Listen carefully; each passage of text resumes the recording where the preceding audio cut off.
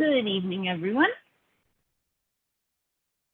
Hello. I will Hello. call the meeting to order at 7 p.m. and I will start reading the script. All right, so this is our script for remotely conducted open meetings. As a preliminary matter, this is Jillian Prendergast. I am the chair of the Finance Committee. Please permit me to confirm that all members and persons anticipated on the agenda are present and can hear me. Members, when I call your name, please respond in the affirmative. Nathan? Yes. Nathaniel? Yes. Linda? Yes. Nikhil? Yes. Okay. All right, so that's all our members. I believe that Katie is not joining us tonight, and maybe Peter will be coming shortly thereafter. So I will go on to the introduction. So good evening. This open meeting of the Finance Committee is being conducted via Zoom. Speakers on the agenda will be participating remotely, and the chair may allow for the public to provide comment. The committee would, let's see. Please note that while an option for remote attendance and our participation is being provided as a courtesy to the public, this meeting will not be suspended or terminated if technological problems interrupt the virtual broadcast to individual attendees unless required by law. Accordingly, please be aware that other folks may be able to see you, so please take care not to screen share your computer. Anything that you broadcast may be captured by the recording. This meeting is being recorded and will later be posted to the WABM YouTube channel for people that are not able to make the meeting tonight. All the meeting materials are on Board Docs for this meeting, unless I note otherwise. And we will now turn to the agenda. All right. Yeah, so I think our first topic before we jump in is just to say hello and welcome to our new member. I know we sort of said hello and welcome at the joint board meeting, but a warm welcome to the meeting, to the committee. Thank you very much. And thank you for getting sworn in. So everything is official. And there are voting privileges now, so it's exciting. So we are a full team now, which is great. All right. So I guess as one of the welcomes to the committee, so Katie's not on tonight. Katie is the vice chair, and Linda is our secretary, scribe. What do you have a preference for title? Doesn't matter. It All doesn't good. matter. It doesn't matter to me. Clerk, secretary, scribe, writer down. Yeah. Official note taker, much appreciated. I very much appreciate those skills. So thank you for those. Awesome. And you've, I think, met the rest of the committee as well. So Nathan and Nathaniel are also on the committee. So, and if you have any questions about how FinCom works, I know a couple of members are new too, just feel free to reach out and interrupt at any time during the process. Sounds good. Okay. All right, so now I'm gonna officially turn to the first meeting topic, which is talking about the joint board meeting, which we had on July 30th. So that was the meeting that was between all of the various different town boards. And I think it went pretty well. But I can also open the floor up if there's any particular comments. We do have some nice notes that Linda took at the meeting that we'll also go over as well. But I think it was good to come together and talk as various boards so we're not siloed and we all sort of have an idea of the different things that are happening. The presentation by Doug and also the capital planning committee. All of the committee was quite nice to give us an overview of all the major capital projects, and also some of the things that I wasn't necessarily thinking about that were on my radar, like the stormwater and other considerations that are sort of in between. What do I they had call them? Like a in question, between sorry. enterprise funds and other funds. Yeah, please. So just I guess just logistically, so were the notes for that meeting, did we get emailed those? I think there was one that was like minutes. Is that the same thing as those notes? Yeah, so there should Okay. be, and I'm gonna bring them up right now actually too, as we're talking about them. So Okay, gotcha. So Linda nicely shared two different meeting notes. So I think one was from the 22nd, which is one of our normal meetings, and the 30th, which was the joint meeting. So, Okay, gotcha. so we had the presentation by the Capital Committee, and then we sort of had this nice open discussion where we were talking about setting priorities for the town, and things that are up and coming for that the different boards and committees see coming in the next several years. So yeah, and I think in the future, some of the planning and the spreadsheets that you're doing, Nathan, might help a lot of these discussions, I think. And a lot of the boards, and I wanted to let you know that they've expressed interest in sort of this spreadsheet, and they've requested different scenarios, which is sort of why I reached out to you in between meetings and said, you know, oh, some committees were interested in XYZ. So thanks for taking the time to look over that spreadsheet, and that's something we can jump into as one of our next topics too. But I will stop talking. And if any other members have any comments or things you'd like to talk about in terms of the meeting, please go ahead. Jill, have you heard about any plans for the next quad board meeting? I have not yet. So I haven't gotten any emails saying this is when we're going to schedule it. I think everyone right now is focusing on the special town meeting and making sure all the articles get submitted by, oh boy, when is it? I think they're due Like the week of the last 3rd, week? like this week. This I week, thought I it was think. last week, August 6th, August that 6th was was just- for the ballot. the ballot. Okay, yeah. Just And then I think this week is the actual articles for like printing in the warrant.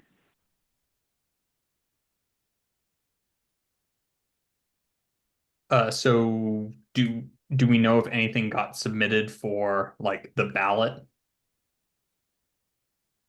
That is a great question. So no, nothing was submitted for the ballot. The school committee did bring, so my understanding is to get on the ballot, it has to go to the select board and they have to vote to approve it to go on the ballot. And the school committee presented the bleachers, one of the bleacher options for the ballot, and how they recommended to write it on there. It didn't include a price. It was language that was recommended by the lawyers or council, I guess, the school council. So this was actually, it had to pass with 2/3 majority of the select board, and it did not. So it will not be included on the November ballot. So my understanding is that it can still go as an article to special town meeting. And if it is voted at special town meeting in the affirmative, then within 90 days, there'll have to be like a special ballot, like a special, I don't know what the right English word is, but there'll be like a separate ballot just for this question, like about school bleachers or, you know, the override for the senior center or whatever topic it might be. And it sounded like organizing something like that would cost not a lot of money. It would be somewhere around $3,000. So it'll still be an additional cost to the townspeople, but it's honestly less than I thought it would be. And that would cover the poll workers and the mail-in ballots too.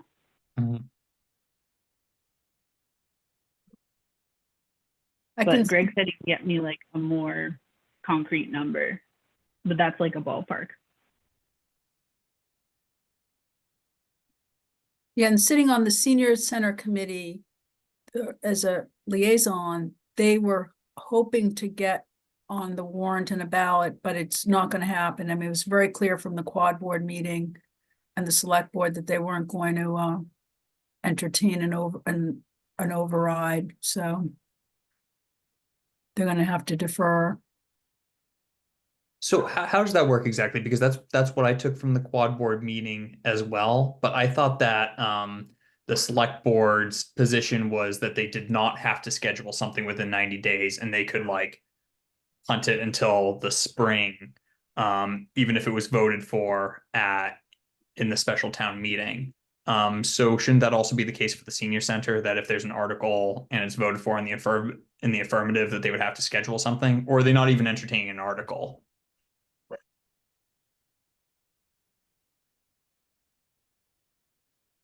My understanding on the senior center committee is they're appointed by the select board. So the select board would have to approve both things. Where the bleachers, the school committee, it's sponsored by the school committee. The senior center committee can't like sponsor an article because they're just working for the select board.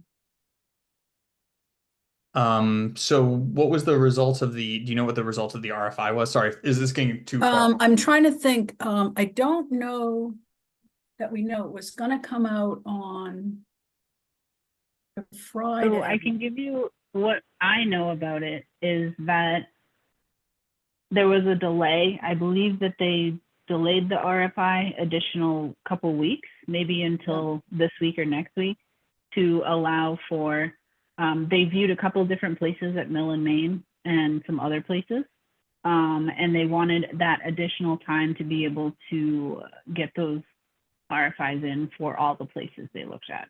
Yeah. So, and I think that's potentially why it didn't make it this round. Yeah.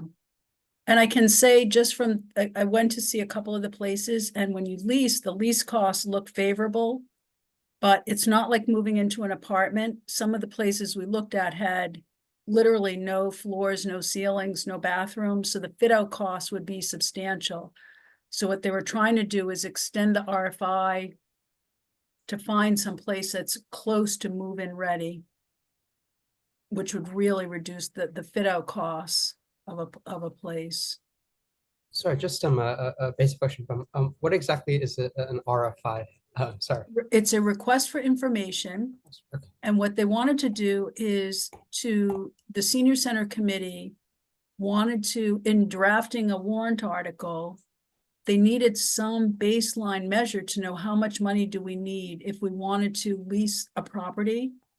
So an RFI just says, here's like, it was pretty vague, like 5,000 to 7,000 square feet. Right. 5 years with some options, certain characteristics that they wanted, and just give us information. So it's not binding to the owner of the property, not binding to the town, but it would give the committee enough information to make a reasonable proposal at town meeting of what they would need for the budget. Gotcha. Thank you. And then once, if it passed, then they would have to go to a more rigorous RFP, request for proposal, and that would start by, then the town would say, okay, we have the money, it would start being binding on everyone. Okay, gotcha. 5 years seems like kind of a short amount of time for me. Is there a reason why the COA is looking at 5 years instead of like 25 or 30 years? Well, it's a big discussion in the senior center committee, Nathan, is, they looked at 5 years with some options to renew. And I think they're putting together a report to the select board. And they'll talk, one of the big issues is, which I think we'll have to look at very closely, is the lease build decision. There's some people who feel that in the long term, leasing may not be in our best interest, because you're really gonna be at the, in the long term, you don't know what landlords are gonna do, right? Could they sell the building and, evict everyone, or, which happened before when Mill and Main, I forget what was it before, Clock Tower Place, the senior center got kicked out when they sold. So, but I think as a finance committee, we'll have to look very closely at that to the lease build. And I believe, I'm not too sure, but I'm not sure if towns are allowed to lease for very long periods of time. I think there may be a limit to how long towns can lease real estate, but I'm not too sure, but I think there may be a limit. Is that a limit on the lease that's signed, or is that a limit on leasing in general? Meaning, like, could we renew our lease indefinitely, or after 25 years, you absolutely cannot Yeah, lease those are great further? questions. I'll try to research that more, but I'm not sure that a town without a home rule petition can, I think there's a threshold of how long you can lease something, so you can't lease in, and I think there's. Definitely, that's a But I big, will look, yeah, I will look into that. that's a really big difference in that equation, just looking at, leasing versus building and purchasing, because the cost of that lease eventually turns into the cost of building. Yeah. Inevitably, right? You have a timer and that Yep. timer is looming. So that's a pretty big difference when it comes to Yeah. the discussion. And I think the report, I've read some drafts, so we'll see it very shortly. And so you'll be able to see that lease build option, and that's something that we'll be facing, not this fall, but hopefully in the spring.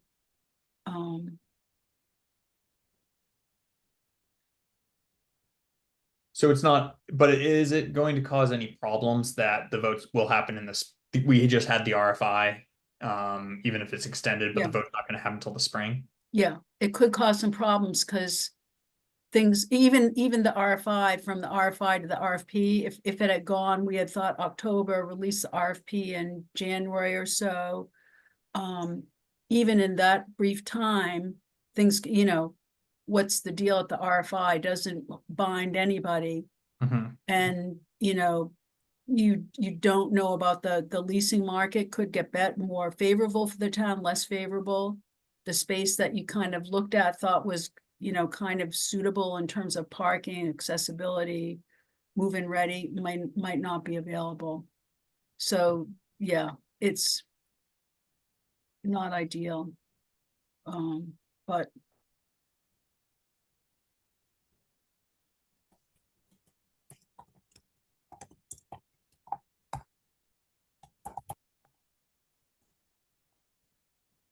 I do actually have a question on that joint meeting. I know I wasn't there and I'm halfway through it. I did not realize how long it was when I started it today. It's a 3-hour and 20-minute recording.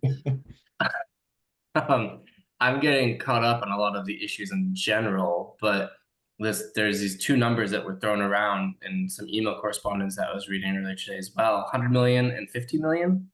And those weren't necessarily touched on, at least in the first half of the joint meeting. Is there any way I can get a really brief refresher, or not really refresher, introduction, and probably helpful for Nikhil too, to have any idea? Like, I know the water is 100 million for drinking, and that's a pretty big deal, and I think it's incredibly important, but I don't know anything about where that number's coming from and what exactly it's doing.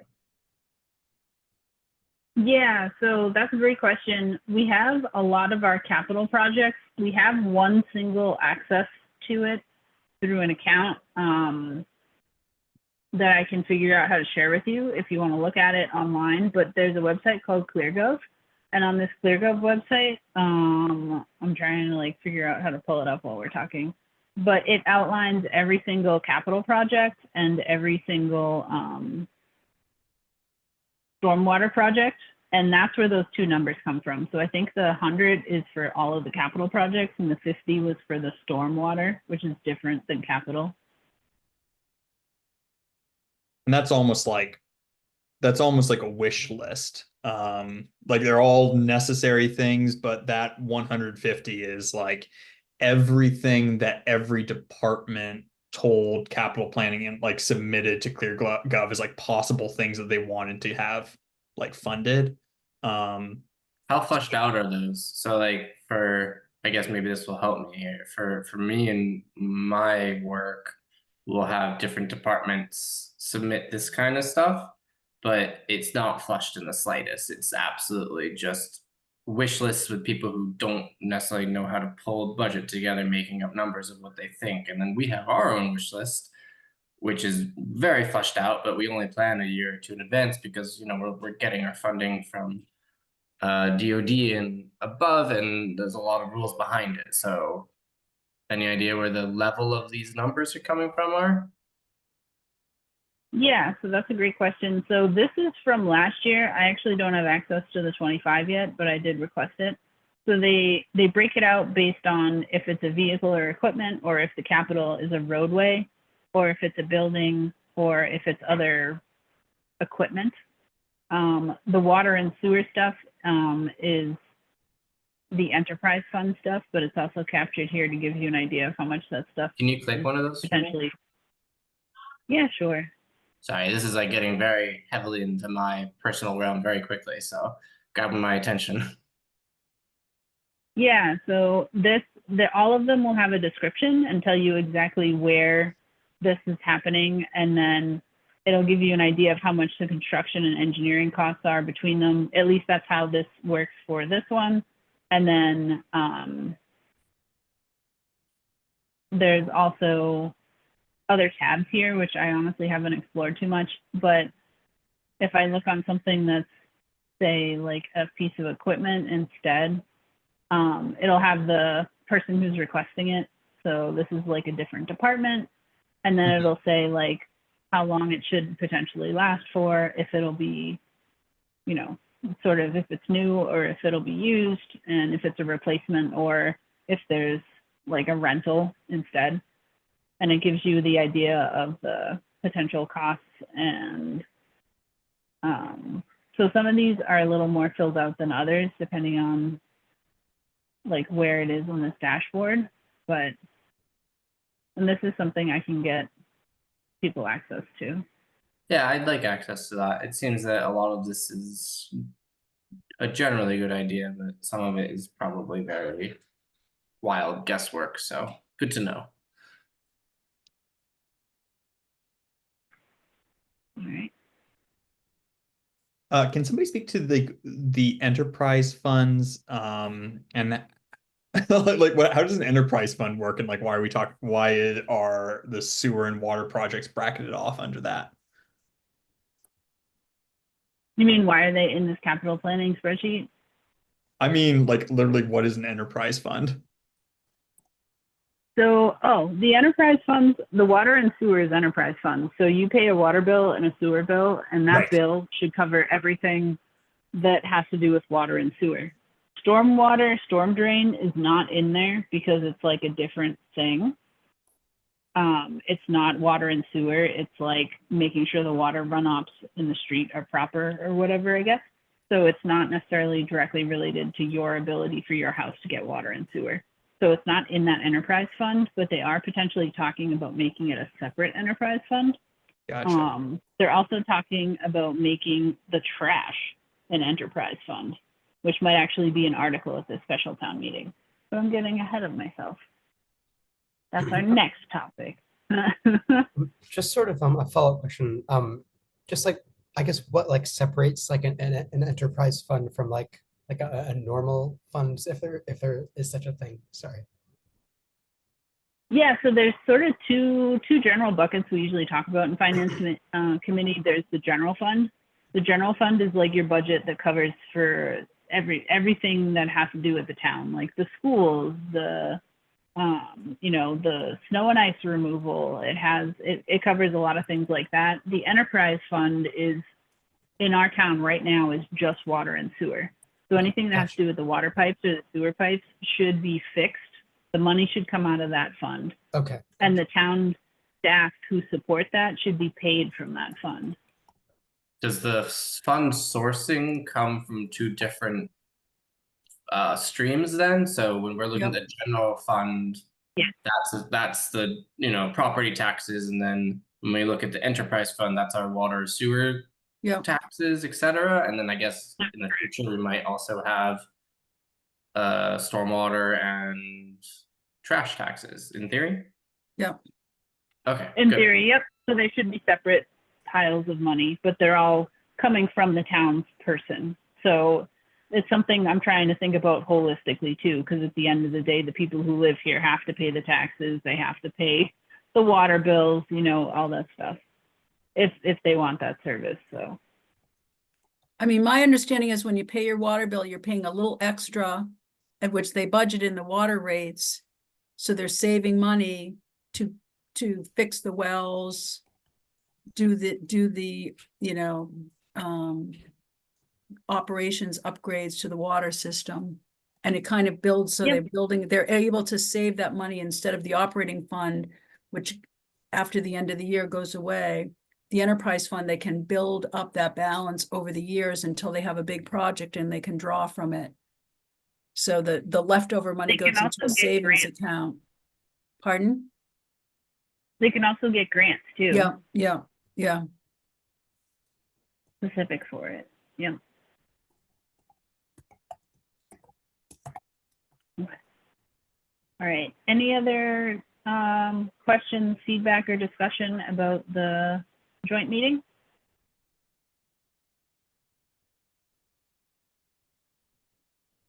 All right. I'm not hearing any. Since we're sort of talking about topics from that, I might actually Oh, suggest that we. Sorry, just super quickly, and this Yep. could be like a larger topic. But there was just like a lot of discussion about at the joint meeting about like the golf course, and I was just sort of wondering, like, maybe an overbroad question, but like what role exactly would the finance committee play in that whole area? So we don't have any sovereignty over the golf course. Okay. It is an asset that's within this town. So it is something that the town owns. Right. And it is something that does need maintenance.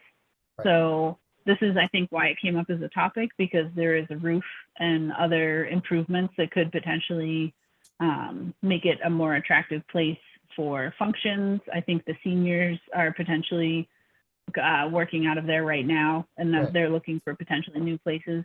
So it's sort of like a town asset. So I think that's why it was brought up at the meeting, but it does need some TLC. So we're sort of trying to balance all the other assets in town that also need attention. Right. And it was one thing that came up, you know, do we want to have a golf course? What purpose does the golf course serve, et cetera, et cetera. So Gotcha. it's not, I think the money that is generated from it is not offsetting all the costs right now. So the Right, town okay. is supplementing. So that was, I think, a topic for discussion. Gotcha. Thank you. Nikhil, did you have any like thoughts on the golf course in particular? Honestly, my biggest question with the golf course, which Jillian just answered, was like whether it was sort of like a net revenue generator, and I guess it's a loss-making thing right now, which seems pretty bad, I guess. Yeah, well, except that I think what people were talking about too is two parts of the golf course, the land, which is in conservation, so it has a value that's not like golf fees and fixing the roof. Right. But, and I think that was part of why the town bought it, is to preserve the open land. And then you have the clubhouse. That's a little bit of that the town also seems to own. There was some discussion about where do we own the parking lot, the clubhouse, the land of the golf course. Right. Yeah, but right now with the building in such disrepair, they really can't do events there, so that we do generate some revenue from the golf course every year. We're putting into a savings account, but it's not enough to even, I mean, I forget how many years it would take the building would be falling down by the time we paid for the repairs, right? At that rate, Right. $50,000 a year. Gotcha. Yeah, my understanding is that any net goes back to the repair and maintenance of the building and the grounds. So it's not necessarily a revenue builder for the other accounts.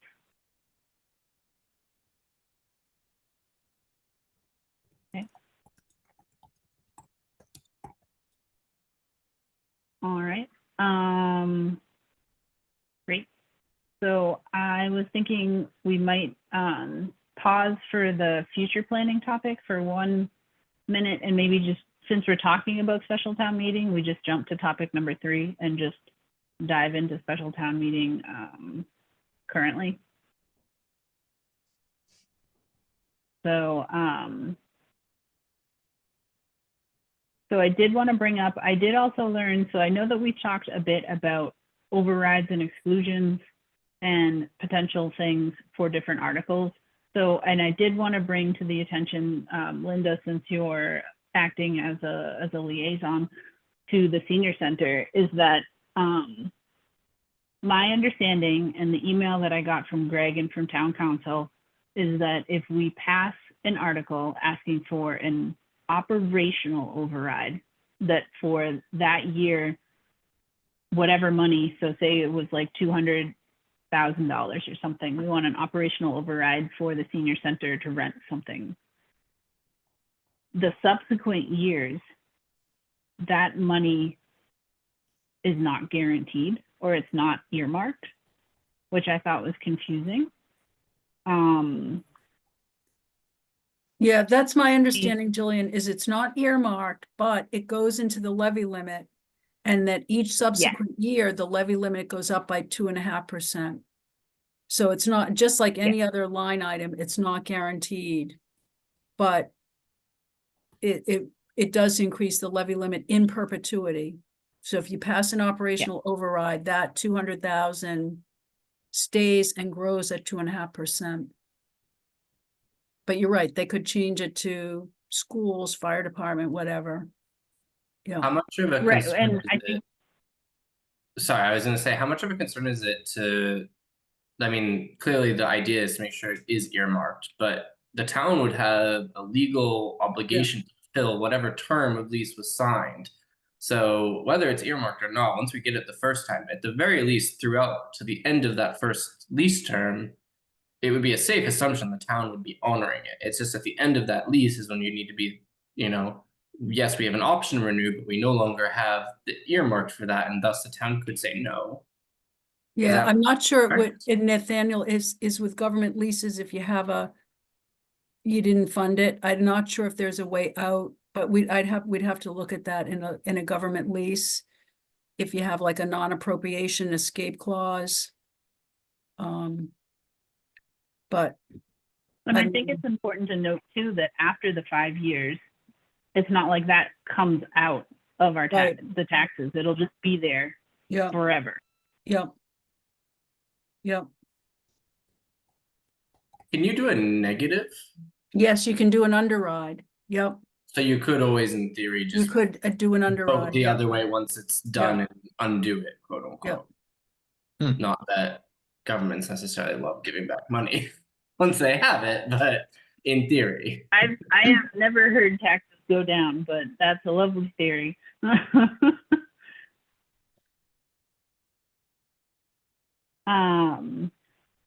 Yeah, so I did want to mention that. So I currently only have one article draft from the CPC, which I can bring up in a moment, but my understanding of the potential articles that might be coming, which I don't have other drafts for, are amending the general fund FY25 budget. So that'll reflect the state budget revenue adjustments. And that's pretty typical or routine at special town meeting, is to have an amendment article to the general fund. There is potentially the debt exclusion funding to borrow for the bleacher facilities. So that would be sponsored by the schools. Like I said, that'll currently not be on the November ballot. So debt exclusions always have to be at special town meeting. I think they passed by a 2/3 secret majority, and then they also have a ballot question that will have to also pass. So that could potentially be, if it is passed at special town meeting, would have to be after. So I've invited the schools to come next time. So I know Natasha is our liaison and she's also here tonight. So thanks for coming, Natasha. But I know that we'll talk more about that next time too. So I think they're doing the article at the school board this week or next week. So, and once that's voted on, we'll have more information. Sorry, my audio video just decided to, it's like really slow loading. Can you hear me okay? Yeah, that's why I turned mine off too. So Yeah, I can hear I you good just- though. Okay. Yeah, thank you. I just wanted to, I know we've had some back and forth. The school committee is going to be meeting Thursday. And so we'll have some draft article language to put forth. The one thing that to add is, I don't know if helpful, but last week, is this a good time just to give a quick update, or I don't know, I'm sorry. Yeah, that'd be great. We're talking about the special town meeting articles, so Yeah, much and you, appreciated. yeah, no, also the CPC. So the CPC, we went to their meeting last week and they agreed that they had previously voted that they were not going to do a bond for anything. So that eliminated CPC funds towards the bleacher project, but they are poised to vote at their next meeting, possibly on what kind of award they will have for the project.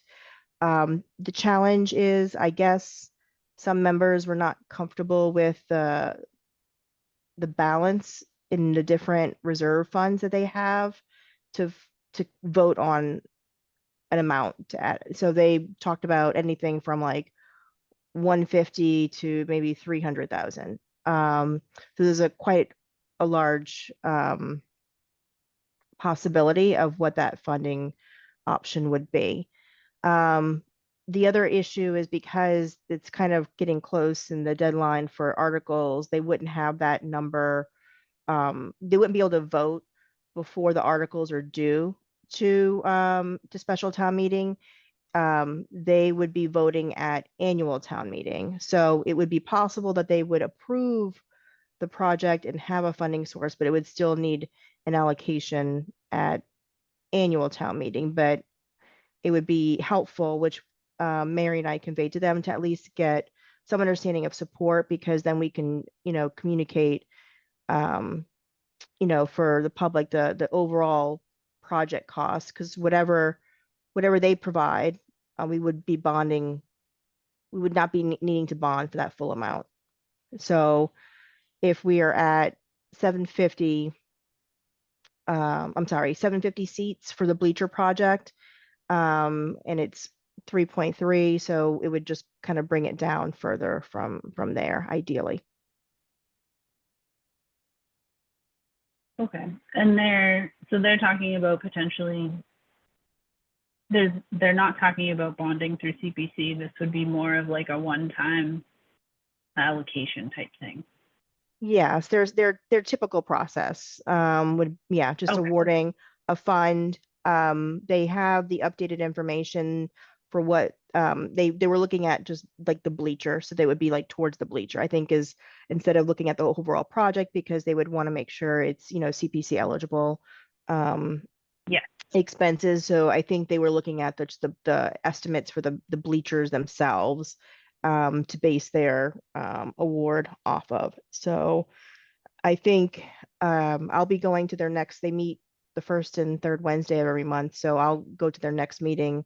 I think Kevin was on vacation, and so they just weren't able to really get a good handle on the closing year balances and if that was really what they could allocate further. Okay. I had just sort of maybe a relatively trivial question. Just from the information about the school bleachers that you had sent out by email earlier, there was like a total cost that was given in May for both the 750 and the 950. And then there was also a total cost given in August for the 950. So I was just wondering, like, was there a total cost given in August for like the 750, or did it just like remain this the same? Or So the 750 would, if you look at just the difference, they have a couple of different lines for additional design costs that happen Right. between May. So we'll get like it, I think it brought down because every time we go back to ask we get charged more for design. So that's where between our technically they fulfill their contract. They've been working kind of like more of an ad hoc anytime we go back to have them, recalculate. Right. CPC asked us, looking at 350 seats, and I think it was clear that the school has no appetite of going below 750, but I think Right. 750 is where folks are the most comfortable with. So I would look at the number in May with the 750, and I imagine, and this hasn't been worked out yet exactly, Okay. that it would include those additional design costs that fell over. Okay, um, gotcha. Yeah, Thank you. because everything else was pretty much the same. The only thing that might change in the future is escalation costs of the project. So, Okay, gotcha. the estimates are assuming that funding would be secured in the fall. If funding gets delayed again to go back to spring, then the cost, will go, which is the same thing that happened for when we were looking at the spring last year, because we went through this last year, and the select board, because our town election happens before annual town meeting in the spring.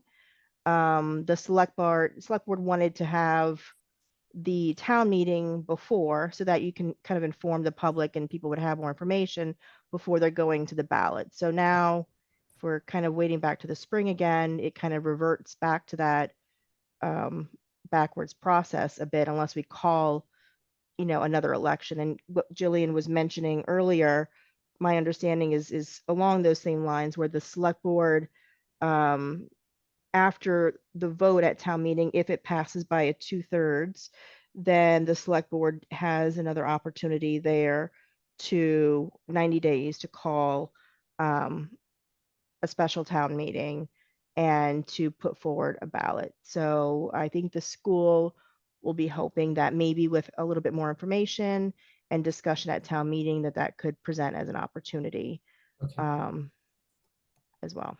gotcha. Thank you very much. Welcome.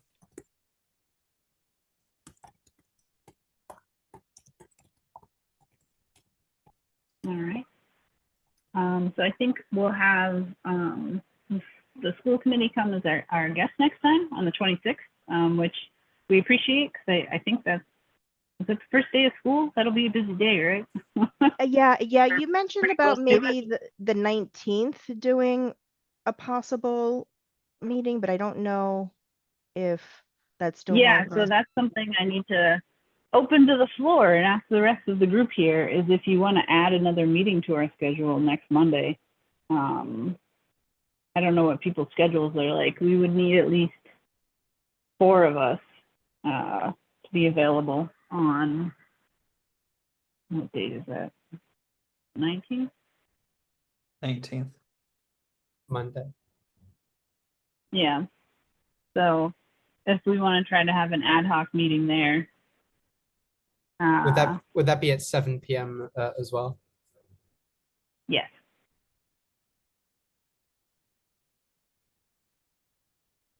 And it would be to I look don't- at, we'd have a I warrant could do article. that. Yeah, I can do it, but will we have a warrant article from the school committee, do you think? Yes, we'll be voting on it on Okay. Thursday. So ideally, that's what because the 26th we can make work, but it's the first day teachers are back Yeah. at school, and I know Brian, it'll be a very long day for him. So we're hoping in the evening it has like a barbecue for some students. So we're just trying to figure out what works better for everybody.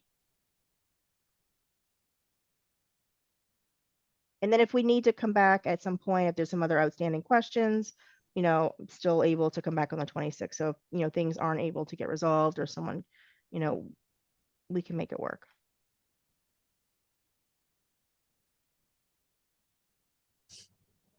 Okay. Yeah, so what I'm sort of, oh, am I still muted? No. Okay. So what I'm hearing is that a meeting on the 19th is possible for the finance committee. Okay. So we could potentially make that a short meeting focused on this topic, the special town meeting topic, and the schools in particular. So is that okay, Natasha? I can send that out to be posted later this week. That would be great. Okay, so that's preferred over the 26th. Sounds good. Yes, and I will, I can send, I mean, a draft article that hasn't been voted before Thursday, just so you can kind of see something, so everyone, you know, but it won't be voted on until Thursday. So whatever is easy. I don't want to overcomplicate the situation, but if it helps to have a little bit more, you know, an extra day of what context might be there, might be missing some, like the sponsor comments might be updated or something later, but just the language of the article probably won't change much. Yeah, I personally think as one member that could be helpful for me, just to be able to review it ahead of time. Sure. And I'll make it clear, and you could like plaster the big draft letters over it if you want, or I could make the watermark. Will do. That's awesome. Thank you. Okay. I'll get something over then on tomorrow, and then more of a final one on Friday after, because we'll meet on Thursday night. So it'll be a Friday for the, Awesome. Thanks for your Okay. flexibility. yeah, no worries. I mean, whatever. Thank you for your flexibility for adding for next week. I appreciate it. But Yeah, Julian, what's the deadline for our comments for the October town meeting? Because we may not have to could we push it back the other way? our comments are due on September 4th. Oh, ouch. Okay, never mind. Yeah. So we are technically, I think it's September 3rd.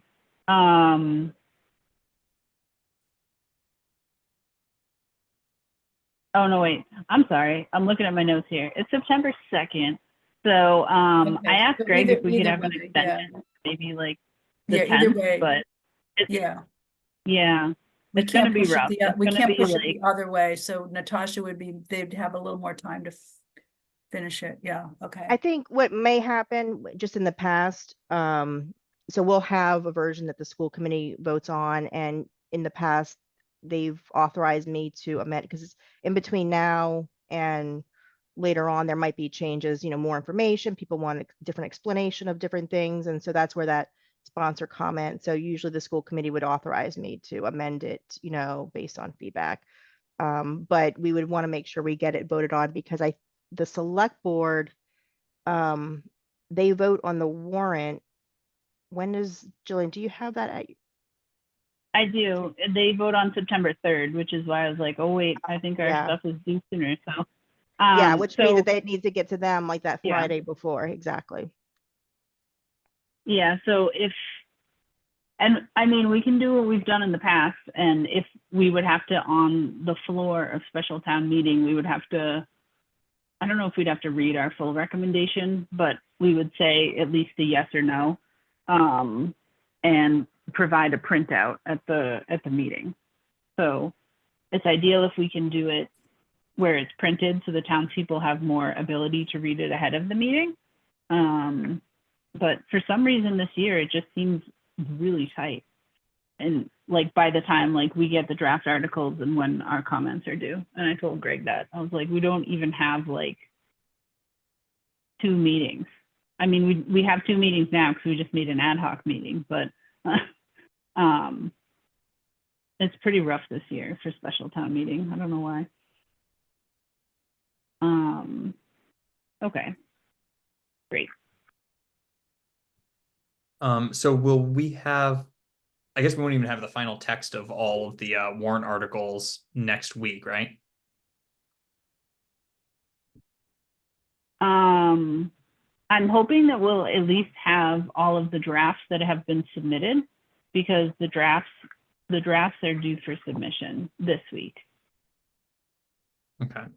So my understanding is that August 13th is the approximate submission deadline for the special town meeting articles. But I think it's this Friday. So So like, is the actual. but next week at the ad hoc meeting, we won't even be able to vote on any of the articles because they'll still be drafts. We should be able to vote on the school one potentially, because that would have been voted on by the school board. Yes, I would say that for the school one specifically, yeah, once we vote on it, that is our, like, we're submitting it. There might be an edit to clarify, or if there's new information, like an example of the CPC, votes at their meeting of what that, we might want to add some language into this, the sponsor comments or something to reflect something to help inform the public, but the ask will likely not be any different. And I believe it's 45 days for the special town meeting, right, Jillian, that they legally by charter have to be submitted to the select board. So I know Greg's on vacation this week. I think this is his like comfy week of when his internal deadline, I think. I don't know. I just have he gave me like a bunch of dates in a list Yep. of when things are due. So it said August 13th was the approximate deadline. Like, how long does it take, you guys kind of like usually to put all the recommendations together? Is a September 2nd deadline like feasible for the committee? Like, how long does it usually take, I guess, is my question. So it depends on how many articles there are. And I'm a Right. little worried because I don't know how many articles there's going to be. Okay, So I have an idea that it seems like from what I'm aware of, there's maybe going to be like 5 or 6 articles, okay, which I think might be doable. right. For annual town meetings, sometimes we have like 30 or 40 Yeah. articles. I So did see, it's a lot. yeah, Are we? But it's not going to be like that here. okay. Can we next week have, even if it's not like an official vote, like a discussion indicating which way we might be leaning on those drafts, so that we can like divvy out like who's going to write the recommendation, and we have at least an idea of whether we're recommending yes or no, and then we can vote to confirm it the following week? Yes, that would be ideal if it's possible. So I feel like I'm a little bit at loss right now because I only have one CPC article to present to you all tonight for consideration. So that I literally forwarded, I think 30 minutes before this meeting started. So it's pretty new for me too. And I can pull it up to show you if my computer is going to cooperate here.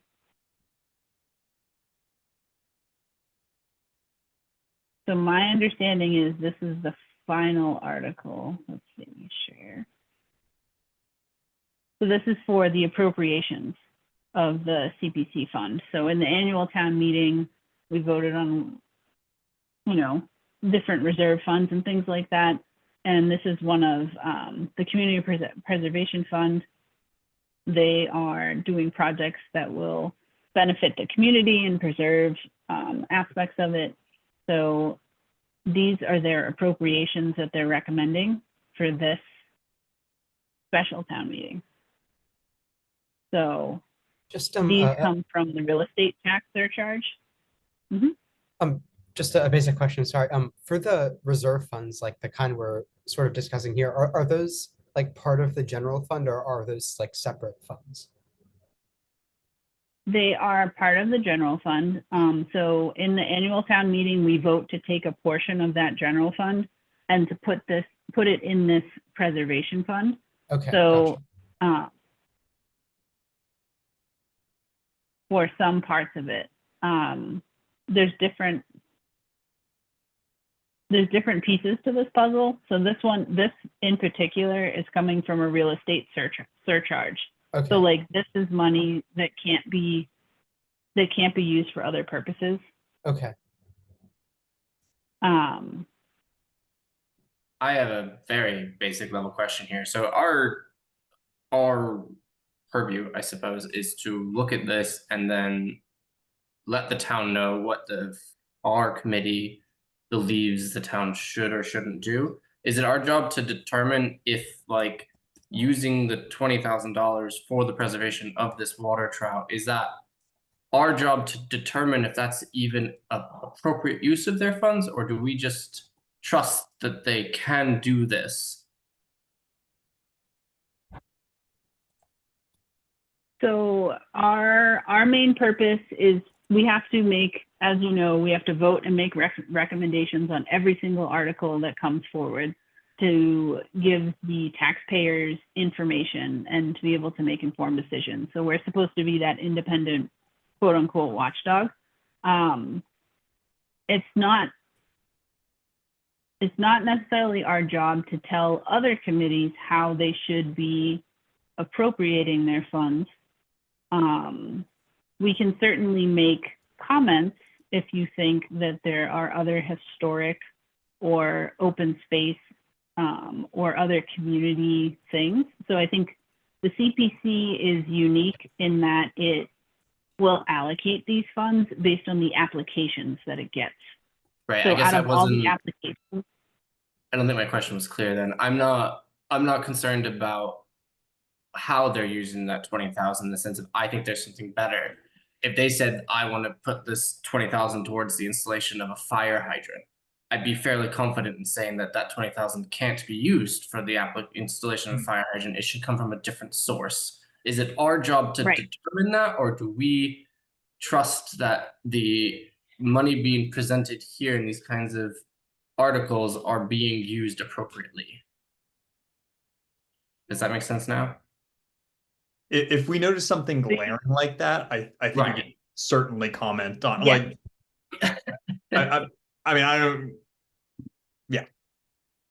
Yeah, I remember one Yeah. example, we had like funding from our reserve account and it was supposed to be for emergency things, and this was like, you kind of knew this was coming, and I think we did approve it, but it was like, you really knew that it's not an emergency, you knew this was coming. So I think we do have in Nathaniel an oversight into the appropriateness of the expenditures. Okay, interesting. And I guess I'll just jump ahead with a thought here. When I read this at first, and I don't know if this is also part of our preview, but I thought that this was asking for a 1.5% real estate surcharge at first. And I was like, that's a lot. And then that doesn't equal $28,000. And I was just sitting there thinking, none of this makes sense. And then I read it more carefully and I kind of came to it. So when you scroll down and it says FinCom comments, is that a place where like we're allowed to just add a clarification, or would this be something that we would like say, hey, CPC, we recommend you change your verbiage just slightly to say that this 1.5% surcharge already exists and the funds are already there. We're just trying to use the money. it would be like the former, because these comments are like mailed out to all of the voters in town, and it's like our statement to the people who are going to be showing up at town meeting on whether they should vote for or against it. Okay, so we can clarify that. We don't necessarily tell CPC to change theirs. Yeah, so like for Okay. the comments for like the I wrote comments on CPC like reserve fund stuff in the spring, and like I added some clarifying information of like, you know, we've been doing this since we voted for it in like 2006, you know, 10% of it has to go to this and the other thing. Yeah. So but we can also just say like, yes, this is we approve, this is a legitimate use of these funds. It can be as like simple or complex as we want. Thank you. But last year, I remember we read comments and they had like percentage changes that our math didn't add their math, and we sent right. email they back actually and forth, and they updated. changed their comments. So I think if this isn't clear, we could just say, you know, would you like to change your comments? Because we have plenty of time for that. I mean, they may or might not do it, but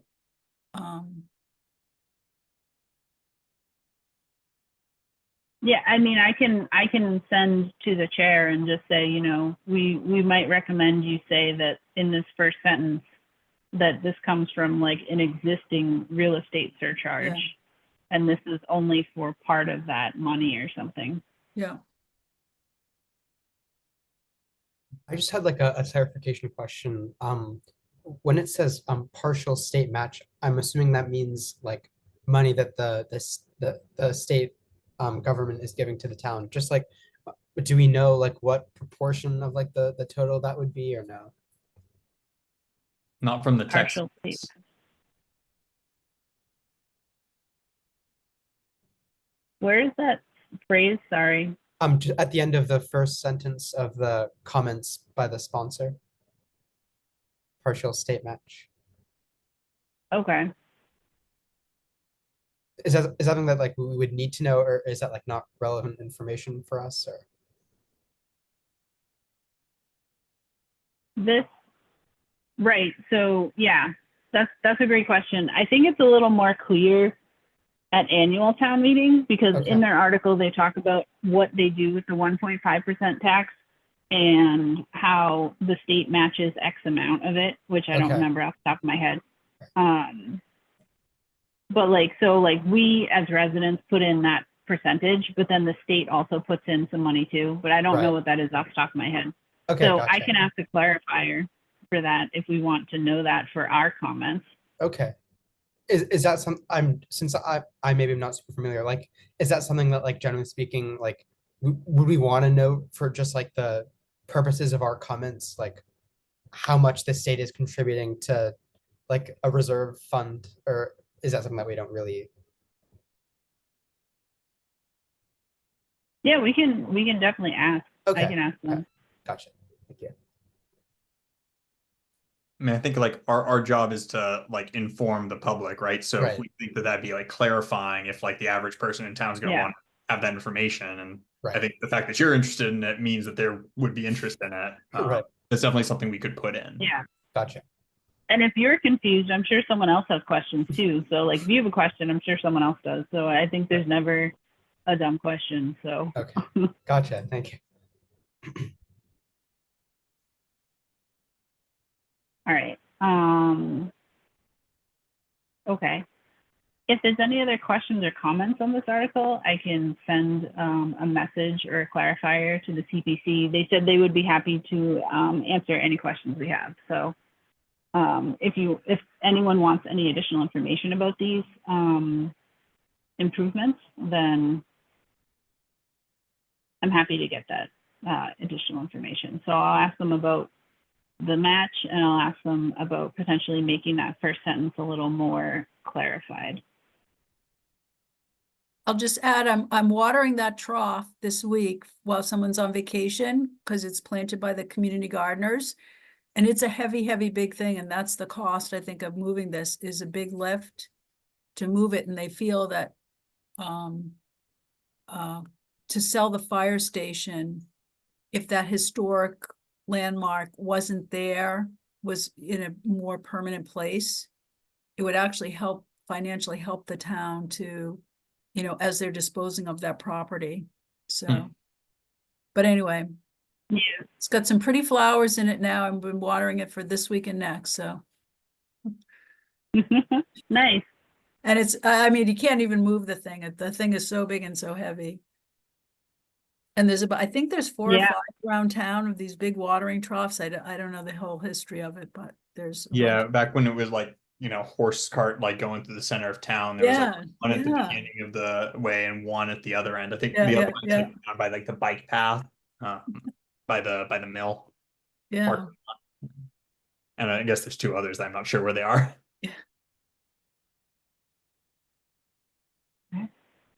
All right. If there's no additional questions here, I would say that I'll get those clarifiers. We don't have to vote on this tonight. But this is the current draft of the article that I have right now. So this is the only article I have a draft of right now. So If I feel like Yeah. that's enough information, is this the part where I would say I motion for a vote, or is that out of order? I don't it's not out of order. You because would I would say, be comfortable voting for this now, if that's allowed, and get it out of the way, because it doesn't seem like an enormous big deal here, and it seems that they're using the funds appropriately. So, and the funds exist as well. They're not asking for money from, so they're just moving money from a fund to purpose, is my understanding. yeah, the only tricky part is that I don't know what this article is called yet. So usually you would say, I motion to approve article. I don't know what number it is. Semicolon. Okay, that's fine. We can push it off. I was just curious how that procedurally works, but that's good information for me. I guess I have a question. Because I'm looking at the town meeting from May, and at that time, I believe they had $45,000 in the historic preservation reserve, which I think they spent on the alumni field house study. Maybe they moved more into that reserve fund and I'm just like missing it from their budgeted reserve, but like I wasn't aware they had that money like in the historic preservation reserve fund. Um, I mean, that sounds like, Okay. Bill, what you were saying they were asking Kevin for was, what was their balance? Yeah, we should probably wait and see what their balance is. I mean, like they have the money from their budgeted reserve. I just like that might not be like my vote on this, I don't think would change on that. It's just a little nitpicky thing I want to have like I want to know the answer to, I guess. Okay, so your question is how much money is remaining in these reserve funds after these proposed transfers, and if that's something that's depleted every year or if it carries over. Yeah. Okay. I'm also wondering about the June 2026 date now that I'm looking at it. Because should it be June 2025? Because they're going forward another whole year. Above it mentions an extension of up to 1 year, so I'm assuming Yeah, it's they may be At their granted discretion. Yeah. at their discretion. So that would be up to 1 year past. But now we're going into FY 26. Okay, Would that be the end of, so is that June 30th, 2026 would date? be Is that, would be the end of FY 26. Now we're in FY Okay. 25, but maybe they need 18 months to do this. would that Yeah, be, my understanding is that's why they say extension of up to 1 year, and that's why it doesn't say June 2025, it says 2026. just sort of for my Okay. own, for my own understanding, when it says at the end of each of those two appropriations, when it says being returned to their funding source, does that just refer to putting what's unspent in the reserve fund back into the general fund then? So if it's not spent, so say they don't spend the $20,000 for moving this water trough, whatever they don't spend would be returned back to the historic preservation Okay, reserve fund. Okay, I understand. Thank you. Gotcha. Yep. Okay. All right, so I got my questions written down here and I'll send those off to them to ask additional clarifiers. Stop sharing. Great. Okay. So that's all I got right now for articles. Are there any other topics people want to talk about for special town meeting at this time?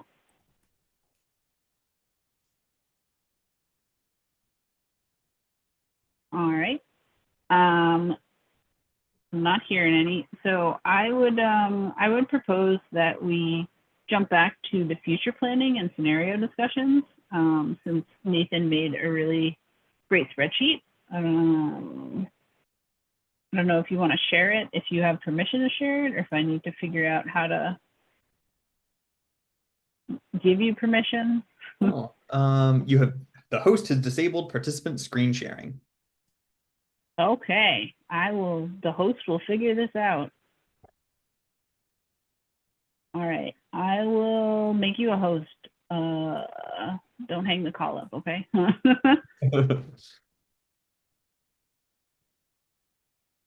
Okay, so here's the can everybody see that pretty well? I am embiggening my screen because I am old. All right, perfect.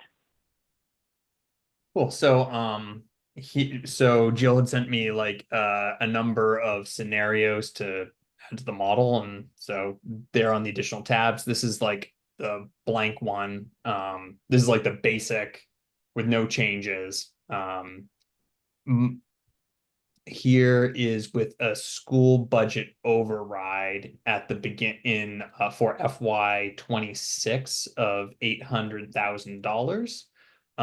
So that would be like, that's the type where it gets added in, it's like an ongoing expense and it gets added to like the baseline of our taxes. So by, FY 28, we would have 60,000 in revenue and 57.8 in expenses compared to here, where if we don't do it, this is where we wind up. And it would allow our school budget, if it grows as expected, to go, let's see here. I guess we just need this line. As is, we're expecting the school budget to be 25.8 in FY 28, and with that override, oh, I'm not actually putting it under the education budget, because I have it in a general space. I'm putting it to general government. Well, I guess it would stay the same. It would be 26.6 million. I don't know. It would make sense to. Does that work for this future plan? Should I like the flexibility of putting new debts under like general government expenses. But the problem is if it's so that I can, because then we can just plug in whatever we want here, and it gets added incorrectly. But one drawback is it doesn't, if we know that there's like certain increases coming up and for like the school, doesn't get like folded into that. Yeah, that's just an open thought as I'm like working on this spreadsheet. I feel like anything specific enough like that, you just change it specifically for that one instance. Yeah, I think that makes sense. Because in theory, those shouldn't be, unless it's the, if that's how it always then it should be flipped where it ties in appropriately the first time, and then anything that's not, we specifically pull out. Yeah. But whichever way is more common is the one that you should just have it run by default, and then the other one you just manually input, I guess, which might be more complicated, 5-10 years down the road when someone else is looking at this, but Yeah. hopefully instructions get attached along the way. Cool. All right. But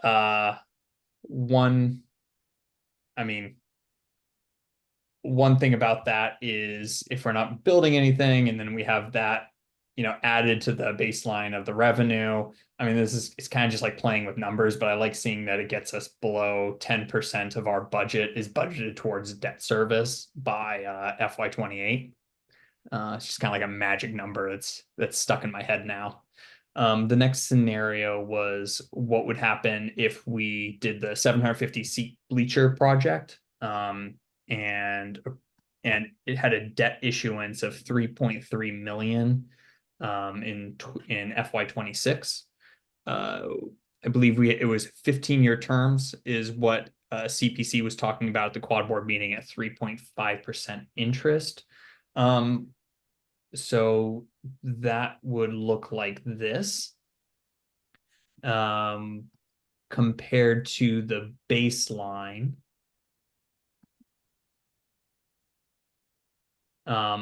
Our expenses are expected to be 57 million in FY 28 here. Here's like 57. It adds about $300,000 a year for debt servicing. And it would push us from about like 10.5% of the budget going to debt servicing to 11%. a senior center lease starting in FY 27 is the next model. And Jill, you mentioned 300,000. I'm not sure if that's really what we're looking for, but that's what I plugged in here. Yeah. Just random Linda, numbers. I mean, it's gonna be, yeah, anywhere's around 150, but then there's gonna be other operational costs. You gotta pay electric, so that's good. That's not out of the ballpark, Nathan. yeah. So that's like, again, that's like it's an override, so that gets added Yeah. to the base tax revenue as well. And then this one is for a DPW garage. So if we don't do anything else, and I'm putting this as far out on this model as I had, because I don't think we're planning on doing this in the next like couple years. So assuming we start it in FY 28, and it's a $24 million project. I had 3.5% interest for 30 years, because I think that's what the CPC mentioned at the quad board. That would be, let's see here. That would add like $1.3 million of debt service per year, and that would push us up above 12% debt service.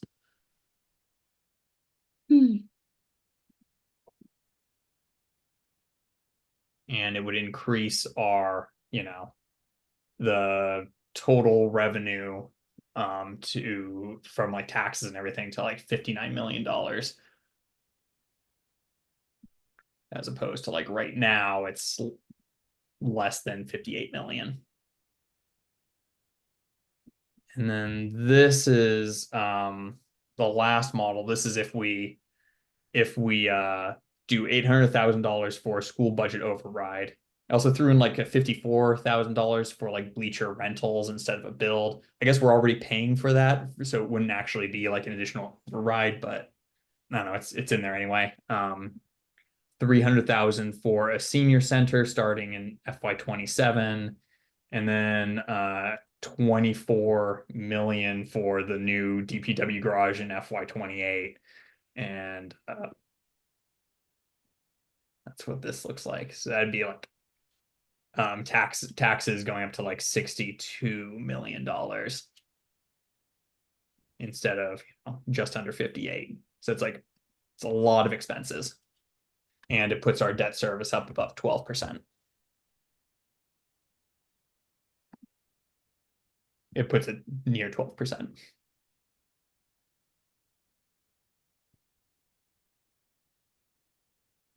So Nathan, sometimes it's saying 11.5, but then like right now it says 11.5. And how did you get to the 12%? I was about to ask a similar question. That one has 11.85. Right, Or right. Something's not, significantly more costs being added in it. And then the DPW garage alone is at oh, I see, because we're Yeah. adding more, we're adding, our denominator is getting bigger. Oh, That's it's going why. to the top. The Got it. Never mind. denominator is getting bigger, yep, because we're Yeah, overriding so operational. overrides make the debt service go down a little bit. Yeah, right. Exactly the same speed there, Linda, you and I. Yeah. I just had like a clarification question, I guess. Is there like a particular percentage quantity of like the debt service that's like a hard limit? Or is 10% more like is that like a target, or is that more like a limit? Sorry if that's a silly question. No, I think that's a really good question. And I was trying to figure that out from the what was that document that got circulated last year, Jill, on like our town's like credit, like the Moody's like credit rating? Yes, it was the credit rating or the bond scores. So Yeah, did that I had a lot of trouble parsing that document. Do you have it handy? sorry, you broke up. Are you asking if I have it handy? Yeah. Yeah. While We'll see you- how good my search Yeah. function is. While you look for that, do we know what other towns' debt service is? Yeah, through MMA, we can, or Division of Local Services, they'll look at debt service in other towns. Does So look anyone at know the any state. numbers? I mean, I'd just be curious to see that. I mean, I know that Nathan's been using this 10% number, but it is a great question from Nikhil to know, is that like, I mean, my own personal debt service number is a little bit higher than 10%. So, you know, do we run the town like, you know, you run your own personal budget? Is it, et cetera? Those kinds of thoughts would be interesting to see if, you know, other towns are at 40, 50, 60%. Maybe 10% is not, you know, such a hard limit or such a hard concept to try to be at. But that doesn't necessarily need to be answered right now. I was just curious. So the factors that could lead to a downgrade of our like credit rating is a significant increase in leverage to around 350% of revenue or above, or a decline in available reserves to around 10% of revenue or below. And I don't. It would. Does anyone know what that means offhand? Like, it would take me a minute to like try to parse that. I've heard the term leverage before in school. I think it's like well, maybe I shouldn't try and answer that, but it's like debt that you already have, you're kind of like borrowing from something vaguely like that. But I see if I can.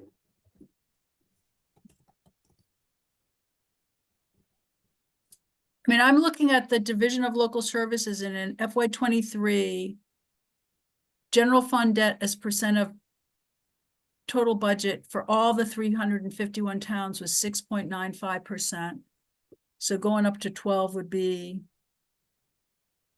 more, but we could, do we have chat? I could post do we have chat? No, we don't have chat. We don't have chat. Okay, I can't post it in the chat. But if you look at Massachusetts Division of Local Services, and look at, oh wait, that might just be Abington. Never mind. I thought I was looking at everyone. Never mind. That was Abington.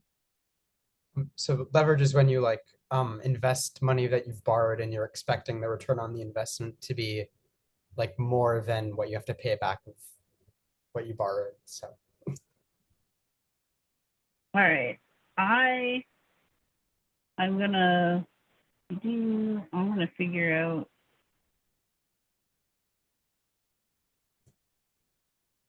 Give me back that host. Host tools. Can I reclaim? There it is. I got it. So I didn't find that document. So this is, I do have a document that was prepared by the select board, by Jeff. Jeff took a bunch of towns that are, so he went to the DLS website, I think, and did kind of what Linda's doing and made a spreadsheet out of it. And he figured out what our neighbors, what Maynard, our peers, and our state average for debt service per capita. So this is a little different. This isn't percentages. And Maynard is here in this mustard yellow color. So So we're higher, yeah. We're Yeah. higher already. So this is Yeah. due to the Green Meadow, which hasn't really fully hit the tax books yet.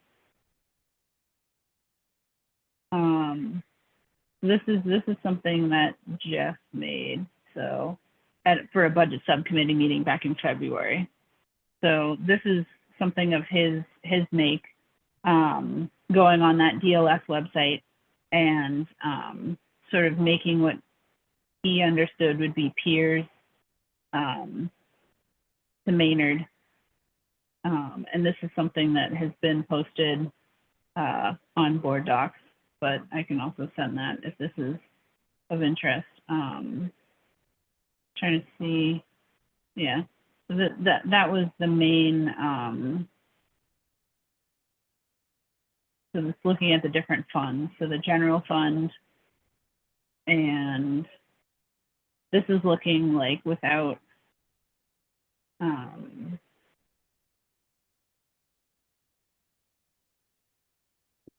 these are the expenditures. So, and he's sort of just trying to compare in general what's going on, but I think there was some complications potentially with the school systems that were chosen as peers. There was other ways we could look at that too, but right now we're just looking to understand debt service, which should be debt service.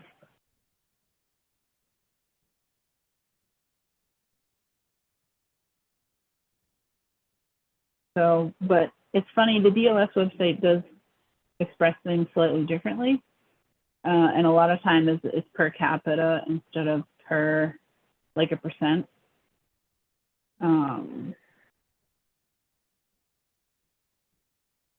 What's a where's some similar towns? Like I'm just like poking around on the DLS website, and Concord has This is a list. Yeah, this similar town, the peer ones that he made, this was some kind of list that he made up. I think he talked to someone at DLS. So he was weighing them based on population, their budget, all these factors in this little box here. So this is, I don't think something that's offered directly on the website. This is sort of a Yeah, best but guesstimate by sign. I looked up Concord, for example, FY25. It looks like their debt service expense is projected to be 3.79 of the total general fund budget. So they do make significantly more though in taxes, so the percentages might not be as applicable, but it still matters, I think. I see Acton a couple of years, like I have FY23 is like the most recent report on DLS, and it was like just under 3%.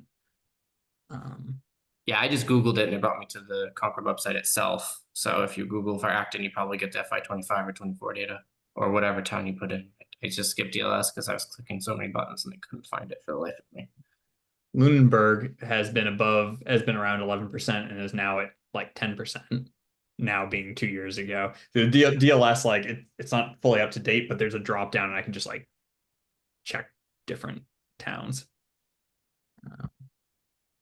Yeah, and it's also important to note, if you're going to look at DLS and Maynard, the way that the budget is put on DLS is slightly different than, say, in your spreadsheet, Nathan. Mhm. The way that they break certain pieces of the budget is slightly different from my understanding.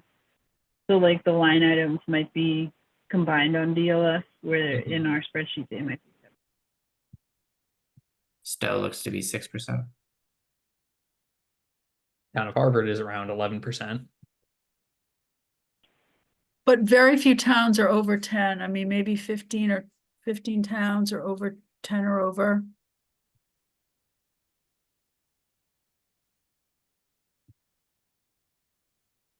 Yeah, and I mean, I think we wanted to keep close to that number to keep a positive or a good bond rating, because the higher your bond rating is, the more expense you'll be if you have to bond something like bleachers or whatever we're going to bond in the future. Oh, I got something here. So I have If you want to share I've your just- screen, I can make you host again. sure. Okay.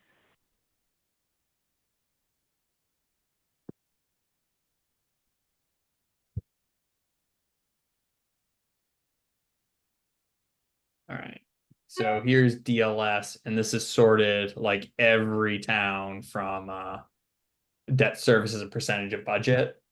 So of 351 towns, it's just the top. Oh, however many this is. 2, 4, 6. What is Holly 10%. doing? Yeah. What happened there?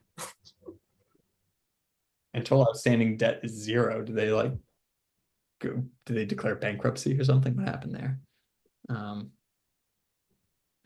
But yeah, there's towns with like more outstanding debt than we have, but we'd be way up here. Good to know. I'm also reading from our own town financial policy document. And it says that the town will attempt to maintain a long-term debt schedule such that at least 50% of its outstanding principal will be paid within 10 years. So that might be another metric, because if we've already have Green Meadow, and if we add bleachers and DPW garage, and the Green Meadow is long, so I don't think we'll have 50% of our outstanding principal within 10 years. Isn't Green Meadow 30 years? Yeah. Yeah, so that's already, we're gonna, I mean, this is just our policy.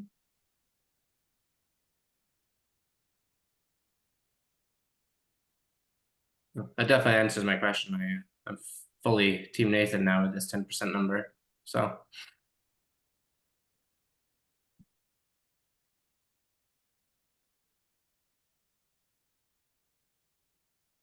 Awesome. Great discussion.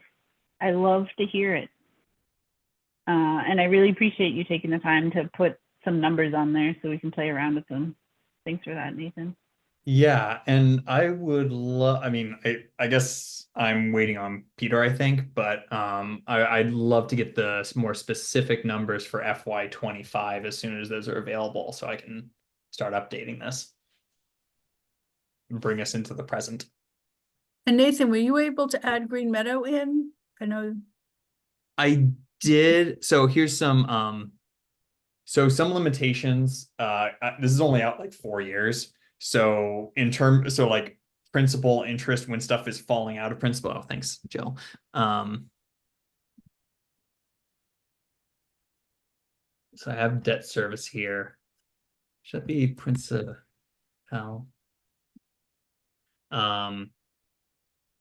For previous years, it's lists exactly how much principal was left. I see it going down over time. Theoretically, you can see the interest that we're paying going down. You can see the amount that's going to principal going up. I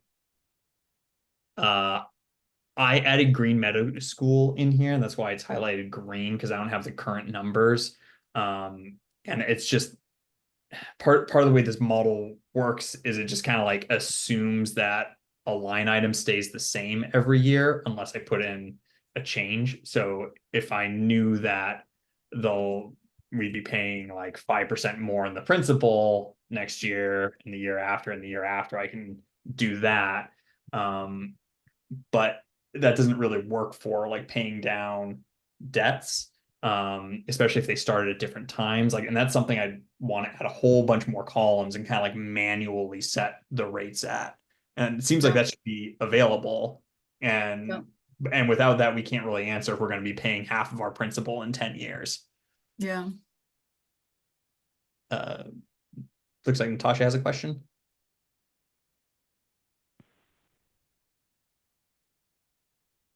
I think you're still muted if you're trying to. Oh, there yep, you are. sorry.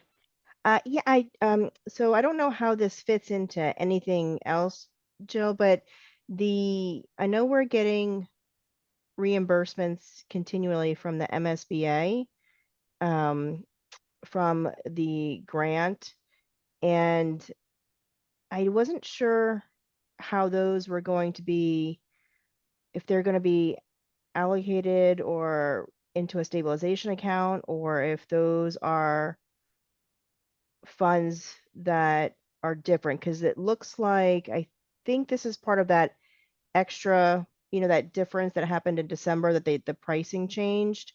And I just know that I got an email in last month about a grant payment for 200 and something $1,000, but I don't know where that goes, and if you had heard if that's going to be in an article to get put into a stabilization account.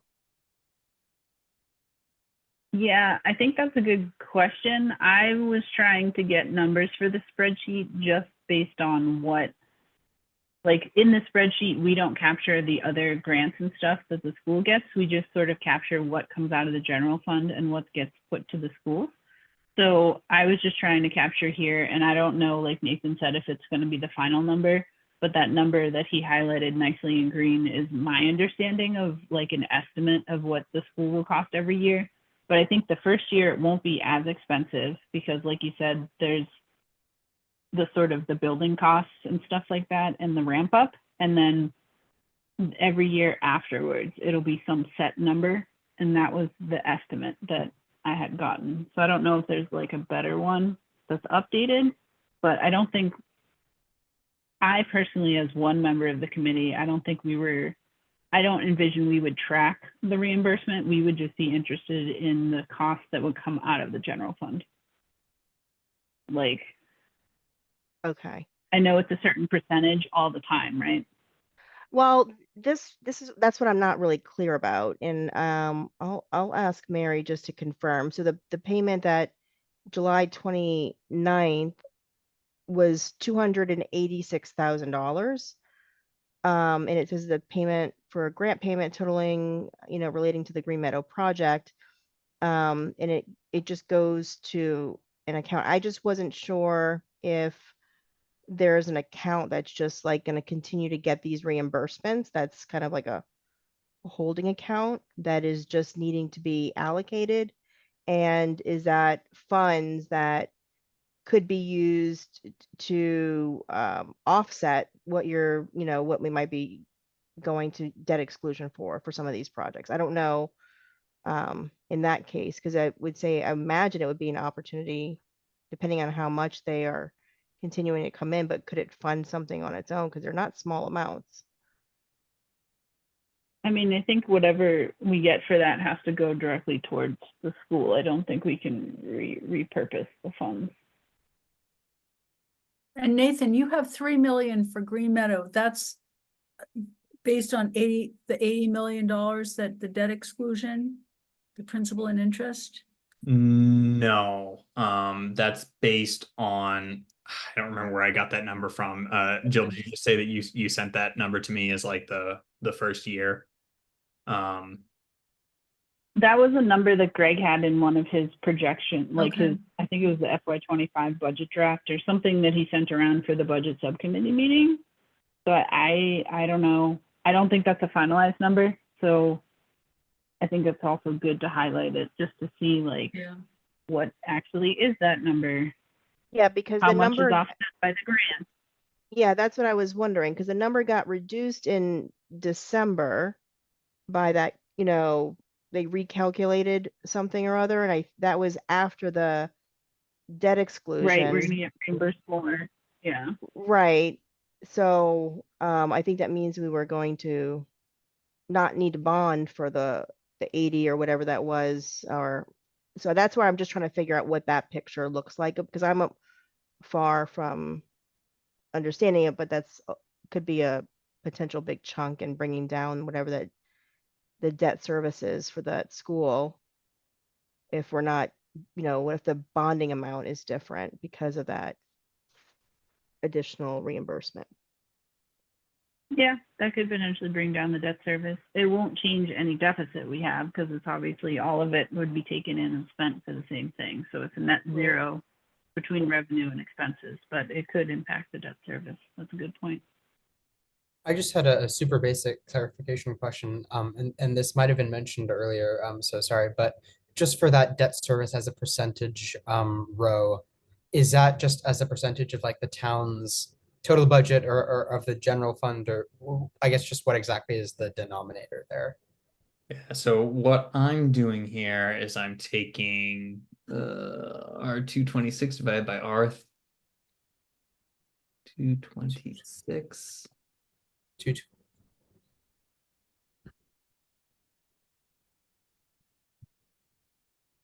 So I'm Fine. taking the total of the debt service. So that's all the principal and all the interest plus whatever I'm modeling here, divided by the expenditures, total expenses. Okay, gotcha.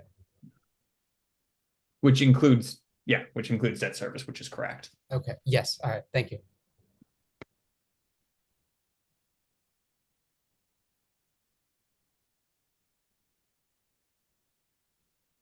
Great. And All I'm right. I'm also like hoping people can like poke a lot of holes in this because like I put this together partially as like a way of like trying to like understand how in town works. Because I'm like new to finance committee since last year.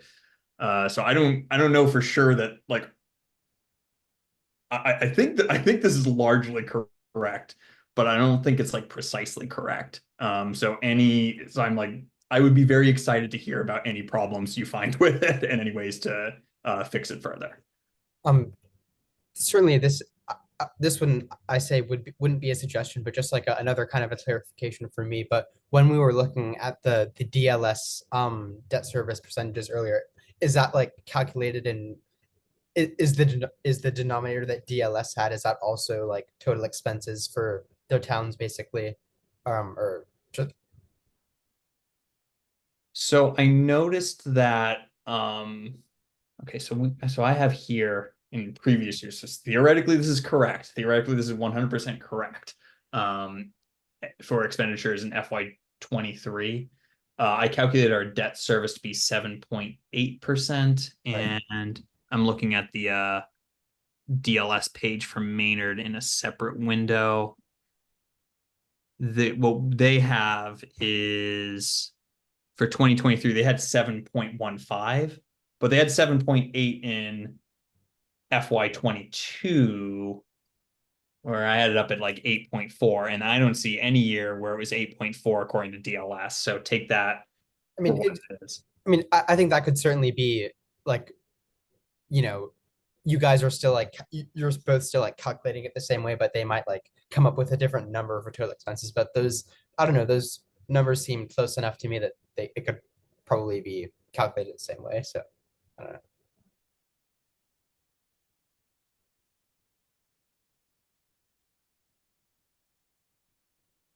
Jill, do you think you could ask? I'm not even sure who to ask exactly, like the town accountant maybe, for more information on. I believe these are some of these look like they've already been paid off, but like any outstanding debt that we're paying, like the interest and the principal, and whether there's like a schedule going out for the next, well, like 30 years, I guess, if it includes the Green Meadow School. So you want a spreadsheet just with debt service, like the major line item? Yeah, like just kind of like the schedule of how like the interest and the principal is getting like paid down. Because I want to make sure that this matches up to it, and I want to be able to like add a bunch of columns going out if we're like looking at new projects that we're going to be paying down for like 15 years or something. So you're requesting it for like the last 5 years and the future 10 years, or is there some range? I kind of want to know when every debt is going to get paid down. I mean, like Okay. any information would be helpful, but like if that's readily available, I'd like to have it. Okay. So we're calculating future projections up to FY28. Yeah, like CPC knows when certain things are going to get paid down. I didn't add it into this spreadsheet, but I think because I don't think it went far enough. But they said that like the library was gonna this was going to be paid off in a couple years in FY20 or 29. That was their like one little bright happy news in the middle of their presentation. So I'd like to know when like the rest of these will be paid off as well. Sure.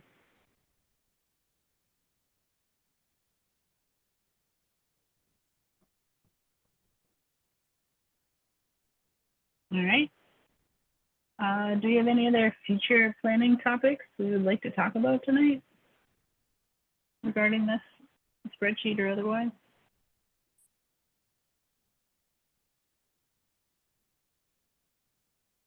I don't, I just not sure if it procedurally hurts anything, but I'm gonna have to jump off at 9. I actually have it's my birthday, and so birthday dinner will be ready soon. Happy birthday. Happy birthday. I'd love to Happy spend birthday. more time here, but if there's anything that procedurally might need me before 9 o'clock, we might want to get to that. Okay, let's do, I'm gonna take Coast back. Let's do voting on the minutes then. All right, so I have here, these are the draft minutes for July 30th.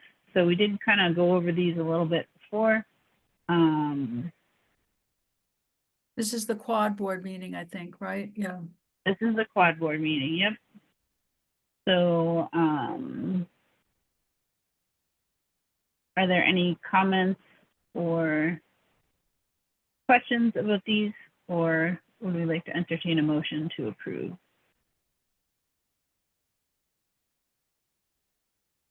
I move to approve these minutes. All right, so Nathan moves to approve the minutes of July 30th as written. I will second. Is there any further questions or discussions? Nope. All right, so I will take a roll call vote. You can either vote yes, you can vote no, or you can vote to abstain. All right, so Nathan, Yes. Nathaniel, Abstain. Linda, Yes. Nicole? Yes. I am also a yes, so that's 4 yeses and 1 abstain. I'm going to open the other minutes here. So that was the minutes of the 30th. So I'll open the minutes of the 22nd. So the minutes of the 30th have been approved. Share. All right, so these were the minutes of the 22nd. This was where we did the end of the year budget updates, and we did the reserved, the budget transfers.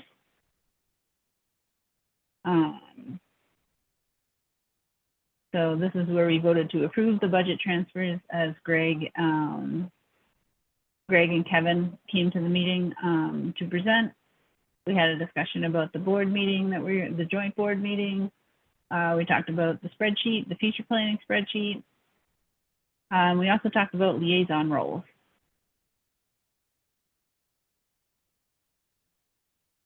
I move to approve the July 22nd meeting minutes as shown. I second. All right, we got a first, we got a second. Do we have any other discussions, comments? Nope. All right. So I will stop sharing. So I will take a roll call vote now. Linda, Yes. Nathan, Yes. Nathaniel, Yes. Mikhail. Abstain since I wasn't on the committee at the time of that meeting. Okay. And I am a yes. So that is once again 4 yeses, 1 abstain.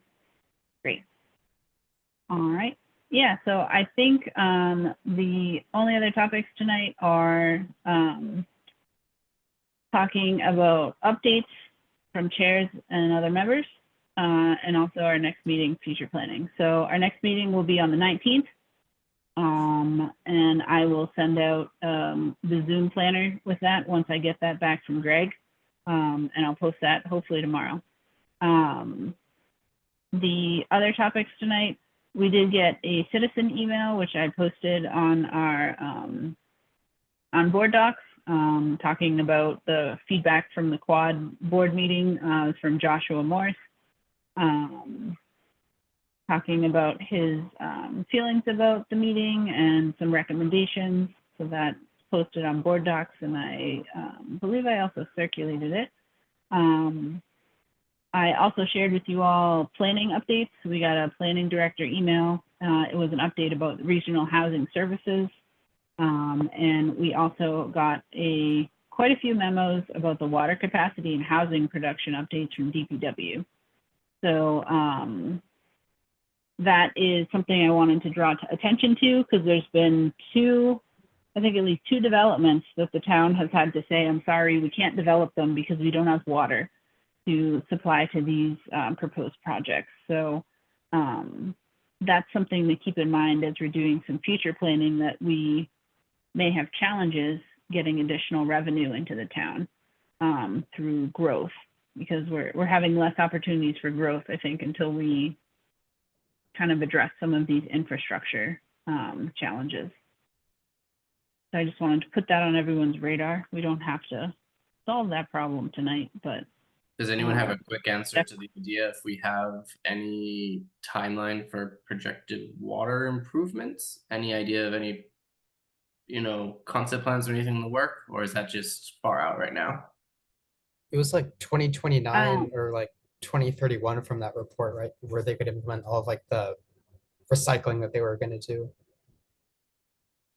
And I Yeah, thought, we're well, trying my to takeaway have too was the diversion from the Quabbin Water Basin is the most Mhm. probable.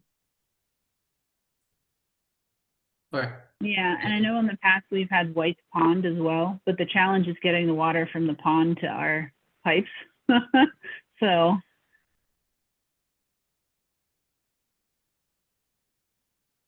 but I think that's something that the DPW director is very well aware of and is advocating not only on the local level but also the state and federal level too, because that would require some grants. That would be quite a large cost. Something that wouldn't be supported just by enterprise funds. Okay, I have other questions on this, but in the interest of my time, at the very least, I'll address them another time. Okay, yeah, and in future meetings, so like after we get all our recommendations in for the STM, I also like to invite the heads of the different departments, especially if we're having questions or there are, challenges that are coming up with certain things. And we have invited him in the past, so I think there's quite a few things we could talk to him about. So that's something we could maybe do in like September or later in the year. But those, let's see if I had any other updates here. Those are my main updates. We also did get, Kate Hogan did secure and confirmed that Maynard will receive $50,000 for the senior programming and operational costs in the FY25 budget. So that was signed into law by the governor and the state legislature. So did want to let you know about that. We did also have an offer from a different Hogan. They offered to design from the school. Is it Mary? Shoot, I'm embarrassed. I didn't write down her Morrow. first name. Morrow. Morrow. Hogan. Yeah. Yes, thank you. She did offer to use her. She's very skilled with design services, so she offered for free if anyone in the town wanted to put together an information sheet for the voters to get the word out. So in the past, the finance committee has made like a summary sheet. I don't know if we'll get to be able to do that this year for the special town meeting, but I think it's something we've done in potentially the past for the annual town meeting, where we sort of put out like not like a report, but more of like a statement saying like, this is where the town is, these are the potential challenges and things like that. And, basically to inform the voters, some statistics with graphs and things that are digestible. So I did want to sort of just put that in people's brains that we might have a champion that can help us make something prettier and not just, a spreadsheet table. Because I don't have a lot of skills, but sounds like she does. Jill, would you be, or anybody, does anybody have like a copy of one of those from previous years that we've sent out? I'd kind of like to take a look at it and then like, talk about it at a future meeting, because that sounds like something that'd be really beneficial to revive. Yeah, and that's something that I was hoping to start reviving. So I will try to find one. I know if I can't find one, I know Peter will be able to find one. So one of us will be able to find one. I'll put that on my list too.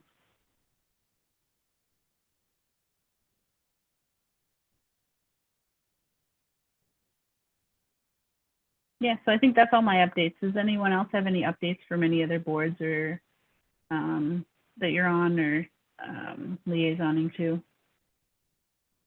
Just speaking of the liaison stuff, I know that you had sent out like a spreadsheet about all of the like liaison roles, and I think like it was the Economic Development Committee that was marked as none.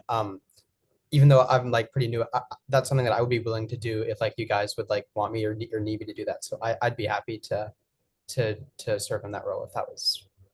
Nikhil, that's a great one. I did that one last year. And you really keep up to date with what's happening in the town. It's Okay. very important. They've got a great group of people, it'd be a great thing. All right, yeah, no, I They definitely. only meet the problem I have, they only meet in person. That was my problem. Right. But I And I don't know. think it's on like Thursday mornings.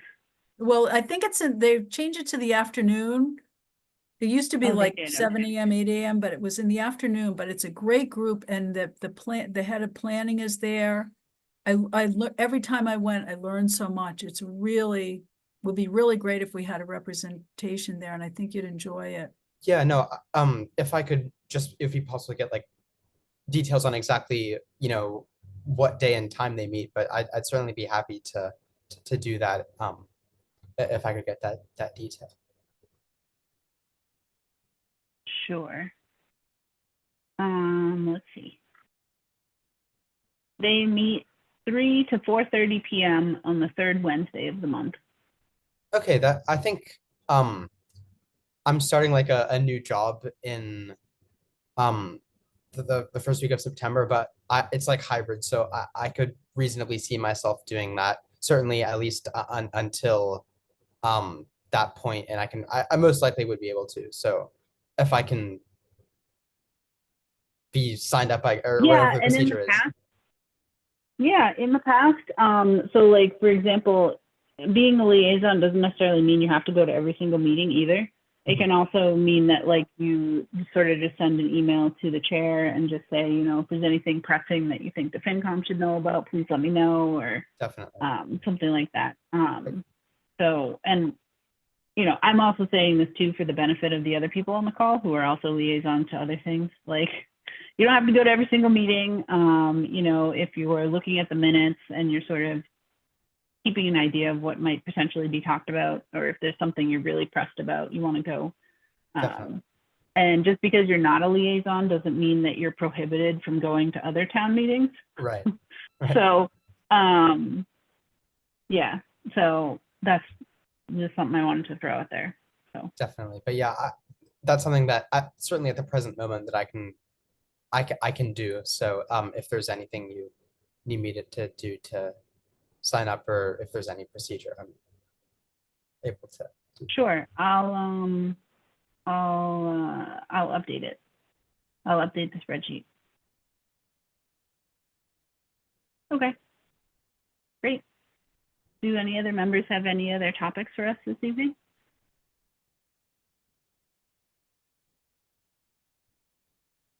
All right, I am not hearing any. We voted on all the minutes and we checked all the boxes. Linda, will you be sending the minutes to the clerk, or is that something? I will, Okay. yep. And will you send the recording, or I could send the recording, but I don't know how to get the link to it. Nope, I'll take care of that. Okay, all right, thank you. Thank you. All right, sounds great. All right, would we like to make a motion to adjourn at 8:59 p.m.? I'll make the motion to adjourn. Awesome. We have a second?